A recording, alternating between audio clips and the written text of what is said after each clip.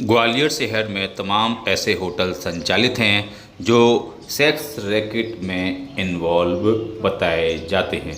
ऐसे ही एक होटल पर आज पुलिस ने मुखबिर की सूचना पर छापेमार कार्रवाई करी और वहां से आधा दर्जन से अधिक युवतियों को और होटल मैनेजर को रंगे हाथों गिरफ्तार किया है।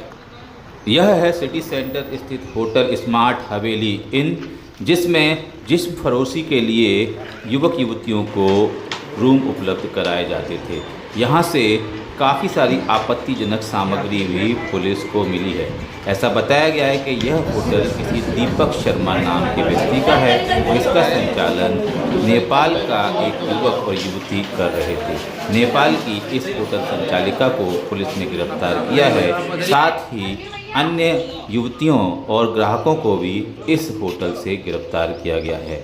अब विश्वविद्यालय थाना की यह कार्रवाई एक सवाल भी खड़ा कर रही है कि इस तरह के कितने होटल पूरे शहर के अलग अलग क्षेत्रों में संचालित हैं और उन होटलों को क्यों बचाया जा रहा है। सूत्र बताते हैं कि शहर के विभिन्न क्षेत्रों में संचालित इस तरह के होटलों पर यदि लगातार कार्रवाई की जाए तो ऐसे तमाम मामले खुलकर सामने आ सकते हैं। कल विश्वविद्यालय थाना क्षेत्र में एक देह व्यापार की सूचना मिली थी और ऐसी सूचना थी कि 7-8 लड़कियां किसी होटल में वेश्यावृत्ति कर रही हैं और एक संचालक का भी नाम आया था उस पर। तो उस पर से जो मुखबिर सूचना मिली थी उस पर से जो सीएसपी विश्वविद्यालय, थाना प्रभारी महिला थाना और थाना प्रभारी बिजौली, इनकी एक टीम कॉन्स्टिट्यूट की गई और विश्वविद्यालय थाने के सब इंस्पेक्टर्स और कुछ आरक्षक और महिला आरक्षक को लेके दबिश दी गई थी।